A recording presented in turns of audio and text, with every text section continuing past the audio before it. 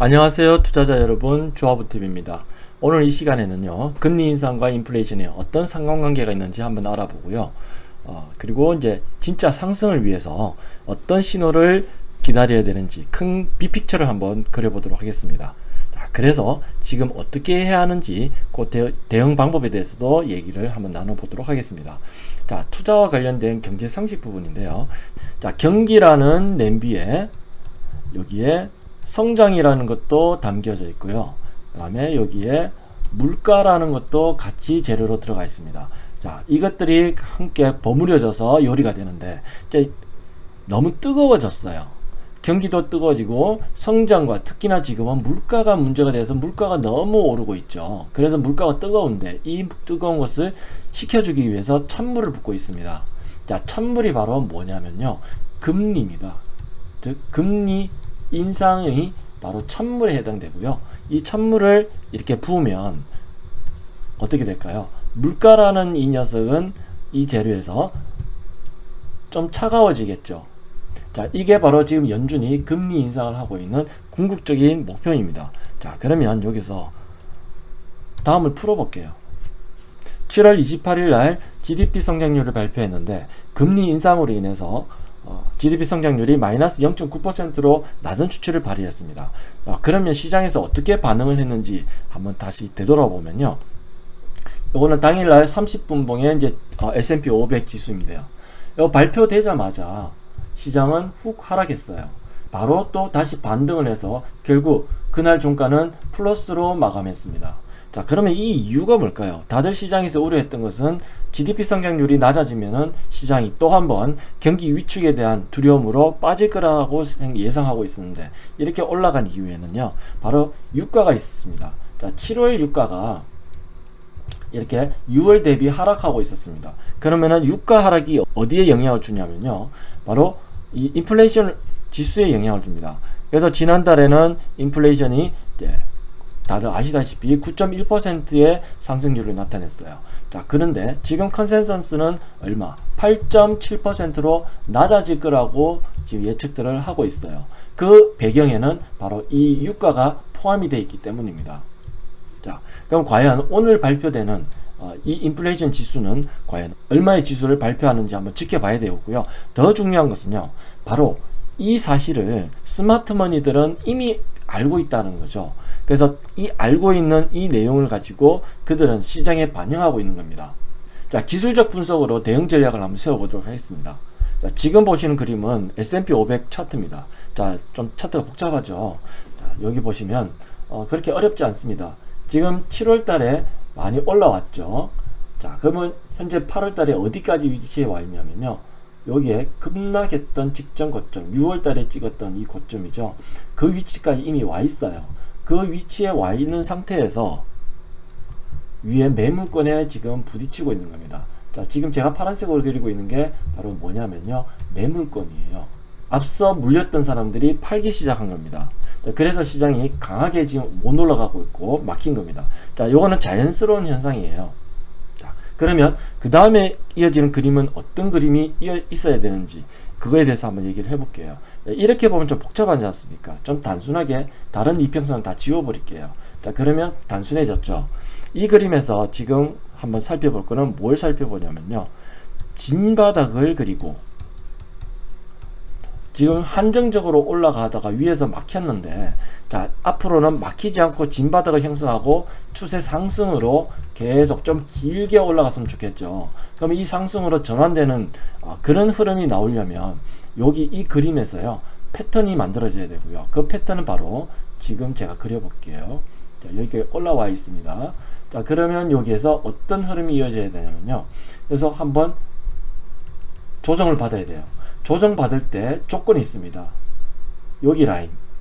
자, 좌측 이거를 뭐라고 얘기하냐면 헤더, 그리고 숄더. 자, 그리고 이쪽에 과연 숄더가 만들어지는지, 어깨가 만들어지는지를 살펴봐야 돼요. 그래서 지금 대략적으로 봤을 때 3,900포인트 정도, S&P 500 기준으로 3,900포인트 정도를 지켜주는 범위 내에서 조정을 주고, 그 다음에 상승을 한다면 이게 무엇을 완성하냐면 바로 리버스 헤드 앤 숄더, 쉽게 얘기해서 역 헤드 앤 숄더 이 패턴을 완성하게 됩니다. 이 패턴을 완성하게 되면 굉장히 신뢰도가 높고요. 그 다음에는 아주 강하게 상승을 합니다. 그래서 강매수 신호라고 얘기를 하죠. 자, 이 그림 잘 새겨 놓으십시오. 자, 지금 미리 제가 그림을 그려드린 거고요. 이 신호가 나올 때 계속 저는 짚어드릴게요. 자, 그러면 이때 우리는 강하게 매수를 해서 큰 수익을 낼 수 있는 그런 시장을 한번 기대해 보시죠. 자, 그러면 지금 어떻게 해야 될까요? 자, 보유 주식이 많으신 분들은요, 일단 좀 줄이세요. 왜? 왜냐면요, 지금 윗단에, 상단에는 매물권이 있다고 말씀드렸죠. 그래서 올라갈 수 있는 룸이 그렇게 크지 않아요. 줄이긴 줄이되, 신호에 반응해서 지금 줄이는 것을 권장해 드려요. 그래서 메인으로 신호는 21선이 꺾어질 때, 5일선이 투턴이 일어났을 때, 그때 줄여야 되는데요. 지금 요거의 신호는 제가 앞으로 계속 짚어드리도록 하겠습니다. 그 다음, 신규 매수를 고려하시는 분들은요, 일단 좀 기다리세요.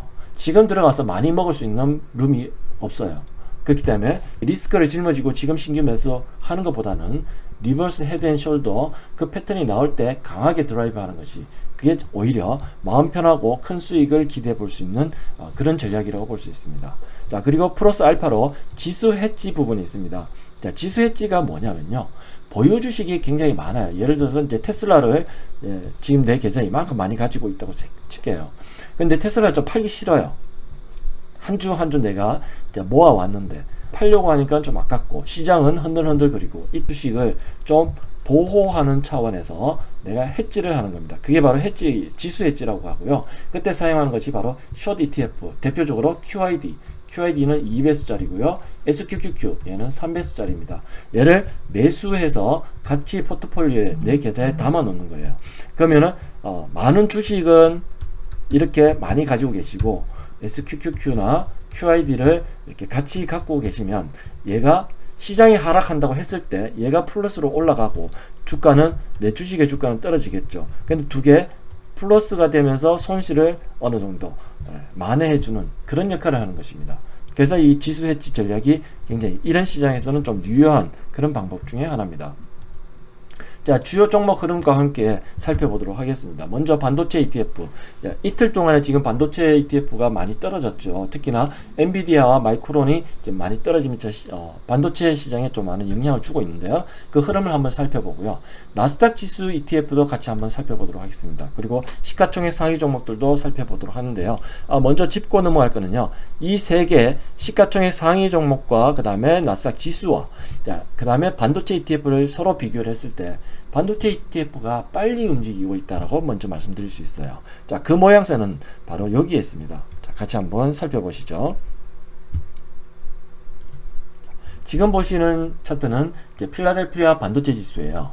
자, 앞서 보셨던 그 S&P 500 지수의 그래프하고 한번 비교를 해보죠. 자, 얘는 지금 6월 달에 있었던 이 고점 라인 쭉 왔는데, 며칠 전에 그 고점 라인까지 이미 왔죠. 그러면 얘도 얼만큼 왔다라고 보는 거죠. 자, 그런 다음에 말씀드렸다시피 여기는 위에는 매물권이니까 이 영역 어디선가 매물을 받고 꺾어져도 하나도 이상하지 않다라고 볼 수 있습니다. 그래서 지금 자연스럽게 조정을 받았고, 그 트리거 역할을 한 것이 바로 엔비디아와 마이크론의 실적 우려 때문이죠.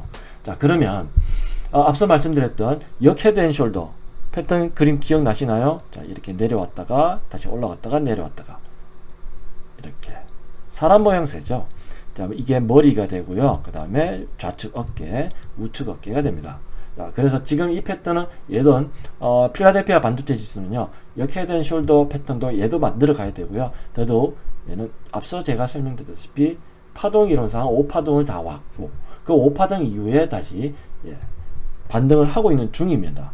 이 중에 지금 이번 8월 달에 조정이 들어왔어요. 이 그림을 조금 크게 키워 보겠습니다. 21선까지 지금 내려와 있죠. 그러면 얘도 그림을 쭉 그려보면 이렇게 21선까지 내려와 있죠. 자, 먼저 조정을 받고 있습니다. 여기 넥라인이 있습니다. 1차적으로 넥라인 여기 쭉 선을 그어보면 2550 정도 되네요. 필라델피아 반도체 지수가 2550포인트 근방까지 이거를 지지를 해줘야 되고요. 그리고 나서 다시 재사 상승할 때 그때가 매수 포인트가 되겠습니다. 자, 요게 첫 번째 포인트고요. 두 번째 포인트는 이 저점. 만약에 얘를 깨고 내려간다면 그때는 약 2400포인트, 자, 필라델피아 반도체 지수 얘기 드리고 있습니다. 2400포인트를 지켜주는 범위 내에서 조정을 주고 그 다음에 다시 상승을 줄 때가 매수 포인트가 되겠습니다. 자, 이게 바로 빅피처고요.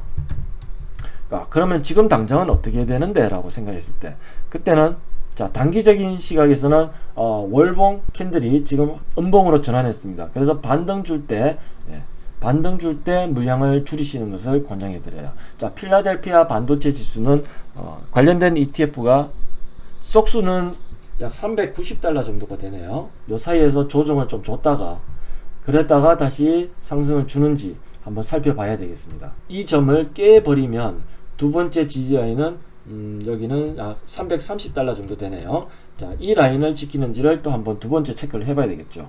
자, 그런 다음에 반등을 어느 시점에서 주는지 한번 체크를 해보도록 해야 됩니다. 그래서 요거는 기간이 좀 많이 걸리니까요. 앞으로 계속 제가 짚어드리도록 하겠습니다. 어쨌든 지금 단기적으로는 올라갈 때마다 좀 줄여주는다 라는 생각만 가지십시오. 왜냐하면 방금 그려드렸던 그 라인들을 지키느냐 안 지키느냐 이 테스트가 지금 있을 겁니다. 그 다음에 만약에 붕괴되게 되면은 손실이 커지기 때문에 그래서 지켜보기 위해서 물량을 줄이고 나중에 저점 라인에서 다시 반등을 줄 때 그때 신호를 보고 재매수를 한다 이렇게 생각하시면 됩니다. 속술도 마찬가지입니다. 속술은 이 위치는 다르기 때문에 매매를 할 때는 속술을 보고 속술을 주문하시는 게 맞습니다. 아시겠죠?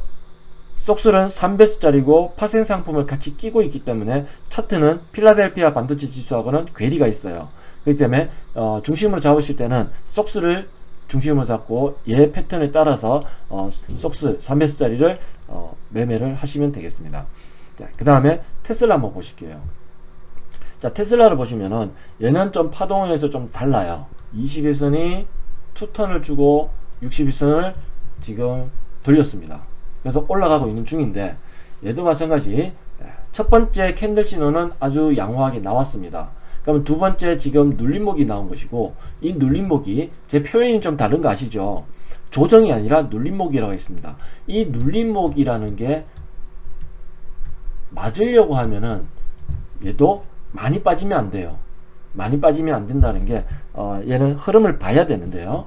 우선 지금 조정을 들어왔어요. 그리고 월봉이 음봉으로 바뀌었습니다. 그러면 이번 달에는 조정이다 이렇게 볼 수 있는데 얘가 어디까지 조정되는지는 좀 지켜봐야 됩니다. 자, 첫 번째 라인은 121선이 지나가는 요 라인 약 850달러 이 부분을 지키는지를 지켜봐야 돼요. 자, 지키면서 여기에서 기간 조정을 주고 다시 가는지 얘를 봐야 되고요.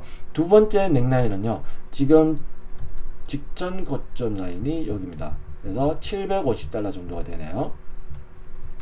그리고 세 번째는 가장 저점이 650달러. 이 라인들을 850, 750, 650 이 단계를 지켜주는지를 보고 지켜준 뒤에 거기서 다시 재차 반등. 재차 반등은 기준은 뭐냐면 바로 21선이 되겠습니다. 그러면 21선이 여기서 이렇게 꺾어졌다가 다시 어디선가 850을 지키든 혹은 750을 지키든 어디선가 지켜주고 다시 재상승할 때 일단은 아주 강한 매수의 포인트입니다. 자, 이 그림 명심하시고요. 대응을 잘 하시기 바랍니다. 단기적으로는 반등 줄 때마다 줄여주시는 게 정답이고요. 그리고 저 밑에 다시 조정 받았을 때 저가 매수로 다시 들어가는 게 정답입니다. 아마존입니다. 아마존은 캔들 신호에서는 지금 긍정적으로 나왔어요. 그리고 8월달도 월 양봉을 지금 만들어 주고 있는데 얘도 마찬가지 지금 진입해 있는 구간이 매도 구간에 진입해 있어요. 그렇기 때문에 여기는 다 매물권이에요. 요 어디에서 조정받아도 하나도 이상하지 않습니다. 당연한 조정이고요. 이 조정 이후에 어떻게 흘러가는지를 지켜봐야 됩니다. 그래서 얘는 박스권 돌파 이론을 적용해야 됩니다. 그래서 지금 여기에 박스권이 125달러 여기에 박스권 상단을 돌파했었어요. 그러면 이 부분을 지켜주는 범위 내에서 조정을 받다가 다시 또 상승을 한다면 그때도 괜찮은 흐름입니다. S&P 500이든 나스닥 지수든 함께 지금 조정을 줘야 되는 그런 구간에 있기 때문에요. 오늘 저녁에 발표되는 CPI 지수에 따라서 시장이 하락할지 혹은 상승할지 지켜보신 뒤에 그래서 지금은 위에도 막혀 있고 아래에서는 또 매수가 들어와요. 때문에 요 사이에서 왔다 갔다 하는 그냥 짧은 구간에서의 변동성을 보여주는 그런 구간이기 때문에요. 무리하게 투자는 하지 마십시오. 시장이 참 어렵습니다. 올라가면서도 떨어지고 또 떨어진다고 싶었는데 다시 올라가기도 하고 시장이 참 헷갈리게 하는 어려운 장세입니다. 이럴 때일수록 기준을 잡고 매매하는 것이 굉장히 중요하고요. 그리고 핵심 키포인트는 앞서 말씀드렸다시피 빅피처 그 큰 매수 신호가 나오는지를 향후에 3개월 동안 지켜보는 게 숙제일 것 같습니다. 네, 부자 되는 그날까지 함께 하시죠. 감사합니다.